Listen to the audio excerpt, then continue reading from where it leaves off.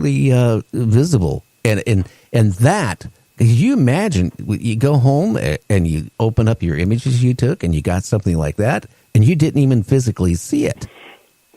I don't always see the Bigfoot that I take pictures of, you know. I was taking this video of all these broken, twisted, these broken trees that are just, they're uniquely snapped.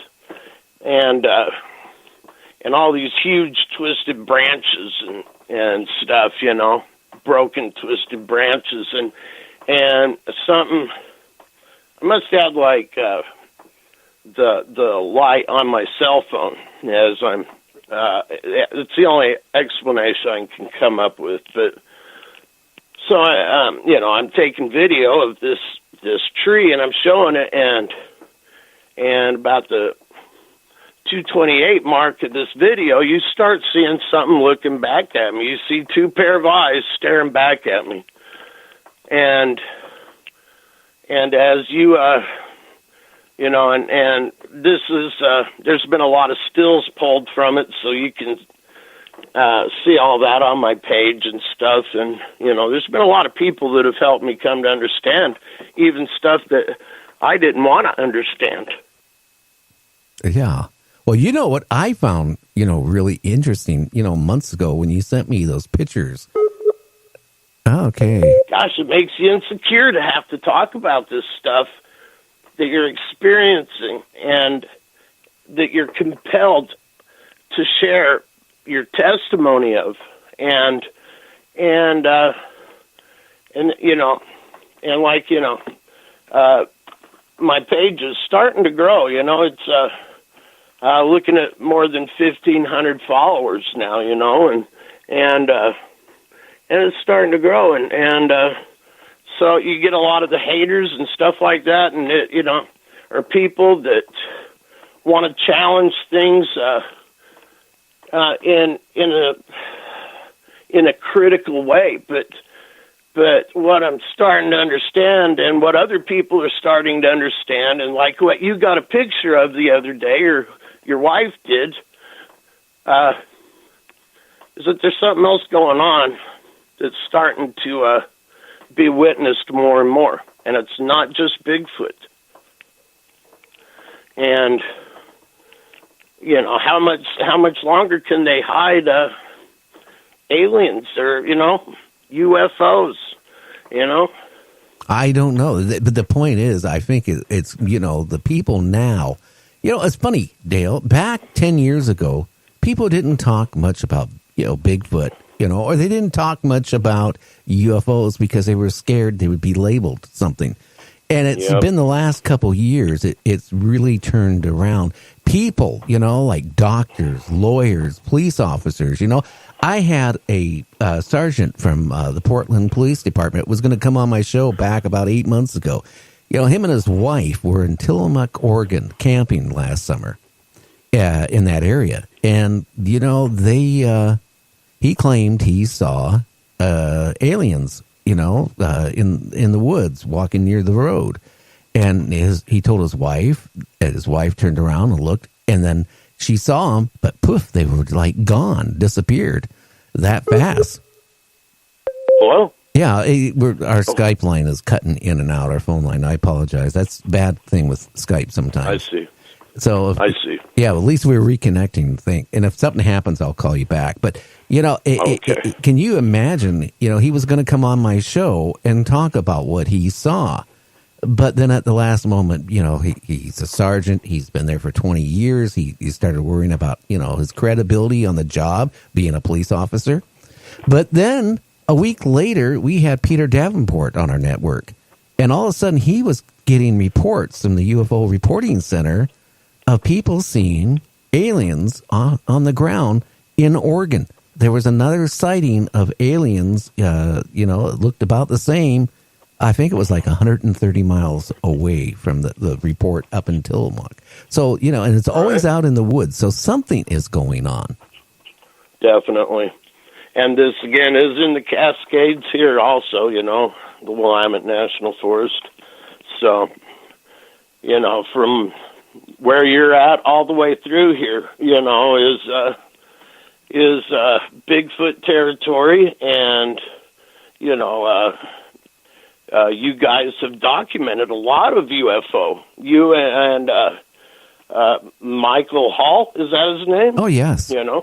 And Michael Beers, he's put a lot of time into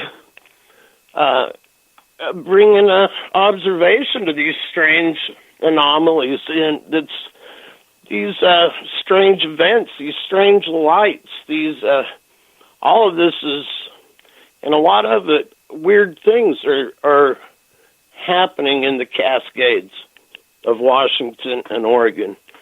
Well, the book, the 411, the missing people, in the woods, has so many people disappeared. And I'm just wondering, okay, I can't see that many hunters going out, and dying or whatever, or, is this a lot of weird cases? Because we're talking about tens of thousands of people have gone disappearing in the national forest since 1900. Now, exactly. In some of these cases, it's strange, like they were teleported, like 10, 15 miles away. And, in one case, it was a child. It was like 15 miles away. Impossible for a kid under 5 years old to walk through rivers and all that stuff and end up on the side of a mountain. Something is going on, but it makes you wonder, are people walking in the woods and walking into a portal and disappearing? Or I a think time so. I slip? think so in some situations, yes. I can say this. Some of the reports I've gotten from some of my listeners about Bigfoot is when they've seen a Bigfoot, all of a sudden they see it walking away and it disappears. Okay, just like totally disappears. Now, are they going in for another dimension? Are they going for a portal? Or are they going for a time slip? That part I don't know. I wish I could figure that one out. On my page, I have this. There's this picture of Bigfoot way across this clearing, and only on this one day did it ever look like this. But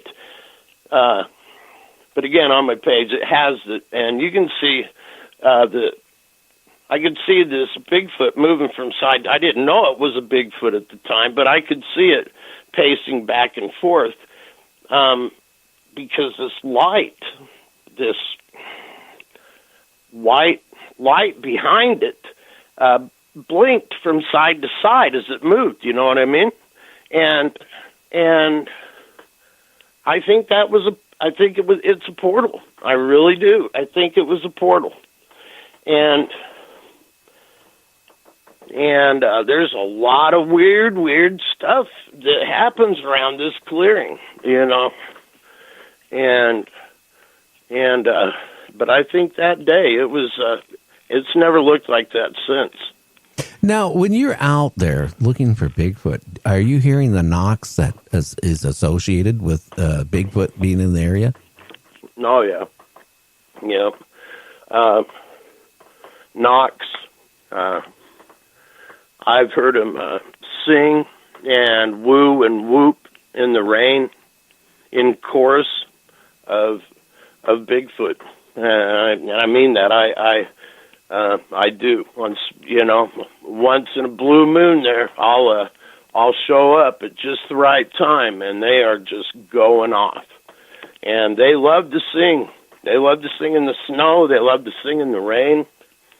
And it's beautiful. It is beyond beautiful. Well, I've heard, because Ron was on my show, and he sent me a whole bunch of audio clips, like the samurai and all that. It is interesting because, so many years he had that camp, where he had to pack in with the mules and all that stuff to get to it. And the experiences and all the sounds he captured of Bigfoot. And the one, it's still, besides the one that sounds like they're talking Japanese, the one that really interests me is when, him and his friend heard one imitating a trunk of a vehicle closing. And I think I've heard him imitating the logging horns, and So it wouldn't surprise me.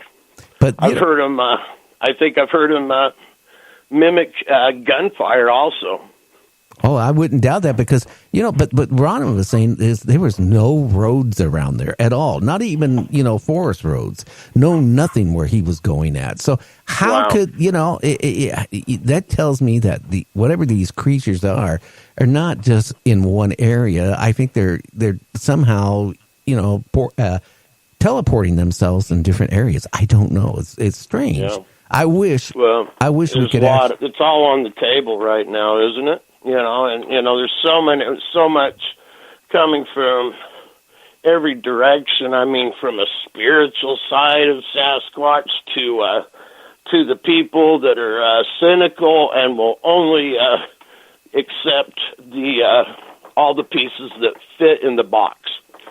And yeah, well, how about the people that want really a dead body? It's really hard to keep in a box once you start really understanding what's going on around, and especially if they take a liking to you and want to show you things. Then it becomes a different world. Oh, yeah. So. Now, also, the pictures you sent me back a few months ago about those trees upside down. Yeah. I found that so interesting because, where those trees were taken, I can't see how any heavy equipment could have got in the area, uprooted a tree, and put it back down the opposite direction. And I don't know what the meaning of those are. It's just weird. That is, some people want those particular trees are done by a mountain giant. And now I saw this back in 2016. I've experienced it, like I said, a few times when I said something about the size of a T-Rex was charging at me, a little while ago. And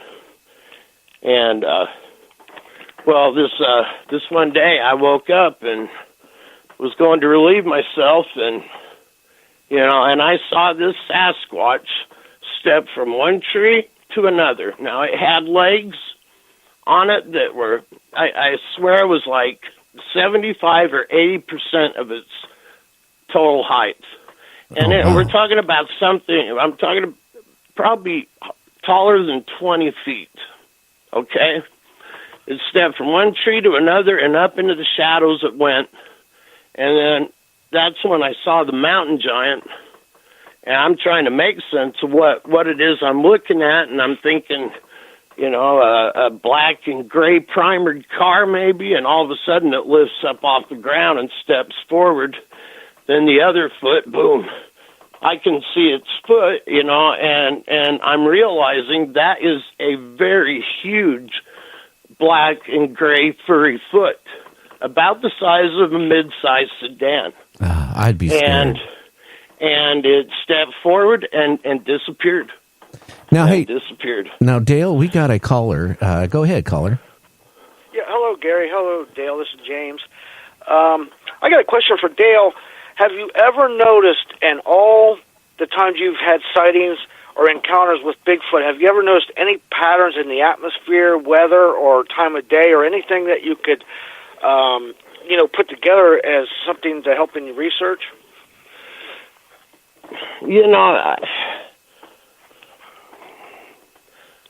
If you find yourself in,